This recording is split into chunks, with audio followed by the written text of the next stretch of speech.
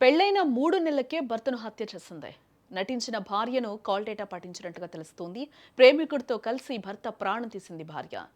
Hit and రన్గా నమ్మించే ప్రయత్నం అయితే చేసింది. మేఘాలయ తరహాలోనే మరో కిరాతకం చోటు చేసుకుందని కూడా మనం చెప్పుకోవచ్చు. కటకటాల వెనక నలుగురు నిందితులు వెళ్ళినట్టుగా కూడా తెలుస్తోంది. నలుగురు సాక్షులు, 7 అడుగుల బంధం, కొత్త జీవితంపై 1000 ఆశలు. కానీ ఆశల వెనుక ఒక భయంకరమైన కుట్ర దాగుంటుందని ఆ భర్త ఊహించలేకపోయాడు. తన జీవిత భాగస్వామిని కంటికి రెప్పలా కాపాడుకోవాల్సిన భార్య కట్టుకున్న వాడిని కడతీర్చడానికి తన పాత ప్రేమికుడితో కలిసి స్కెచ్ చేసింది. రాజస్థాన్ రాష్ట్రంలో జరిగిన ఈ హనీమూన్ మర్డర్ ఇప్పుడు దేశవ్యాప్తంగా సంచలనం సృష్టిస్తోందని కూడా మనం చెప్పుకోవచ్చు. రాజస్థాన్లోని శ్రీగంగానగర్ జిల్లాకు చెందిన ఆశీష్ అంజు అనే జంటకు ఇటీవల గ్రాండ్గా పెళ్లి జరిపించారు పెద్దలు. జనవరి 30వ తేదీ శుక్రవారం రాత్రి ఆశీష్ అంజు హాయిగా వాకింగ్కు వెళ్లారు. అయితే కొద్దిసేపటికే అంజు అపస్మారక స్థితిలో పడి ఉండగా ఆశీష్ రక్తపు మడుగులో శవమై కనిపించాడు. ఇది ఒక సాధారణ హిట్ అండ్ రన్ కేసు అని అందరూ భావించారు. బట్ పోలీసుల విచారణలో వెలుగు చూసిన నిజాలు వింటే మాత్రం ఇక్కడ ఒళ్ళు గగురు పొడుస్తూ ఉన్నాయి. సమాచారంతో ఘటనా స్థలానికి చేరుకున్న పోలీసులు ఆశీష్ మృతదేహాన్ని పరీక్షించినప్పుడు వారికి కొన్ని అనుమానాలు కలిగాయి. ఆశీష్ శరీరంపై కేవలం వాహనం గుద్దిన గాయాలే కాకుండా ఎవరో గొంతు నులిమినట్లు ఆనవాళ్లు కనిపించాయని చెప్తూ ఉన్నారు.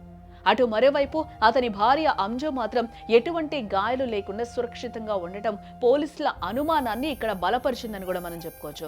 తాను ధరించిన బంగారు ఆభరణాలు ఎవరో దోచుకున్నారని, తన భర్తను గుర్తు తెలియని వాహనం ఢీకొట్టిందని అంజు కట్టుకథలు చెప్పడం మొదలుపెట్టింది. అప్పటికే పోలీసులకు అంజు మాట తీరుపై వాళ్ళకు అనుమానం కలిగిన తర్వాత వాళ్ళు 1,00,000 క్వశ్చన్స్ వేశారు. దీంతో పోలీసులు అంజు ఫోన్ రికార్డులను పరిశీలించగా ఆమె తన పాత ప్రేమికుడు సంజుతో నిరంతరం మాట్లాడుతున్నట్టుగా కూడా ఆ డేటాలో తెలుస్తూ ఉంది. పెళ్లైన 3 నెలలకే భర్తపై విరక్తి పెంచుకున్న అంజు పుట్టింటికి వెళ్లిన సమయంలో సంజుతో కలిసి ఆశీష్ను వదిలించుకోరని నిర్ణయించుకుంది.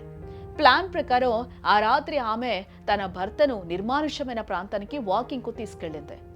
అక్కడ పొదల్లో దాక్కున్న సంజు, అతని అనుచరులు రాకీ, బాధలు ఒక్కసారిగా ఆశీష్పై విరుచుకుపడ్డారు. ఆ చీకట్లో వారు అతన్ని అతి దారుణంగా కొట్టి గొంతు నులిమి అక్కడికక్కడే చంపేయడం జరిగింది. హత్య జరిగిన తర్వాత ఇది దోపిడీ దొంగల పనిగా నమ్మించేందుకు అంజు తన ఫోన్ను, కమ్మల్ను నిందితులకు ఇచ్చేసింది. ఆపై రోడ్డుపై స్పృహ తప్పి పడిపోయినట్లుగా నటించింది.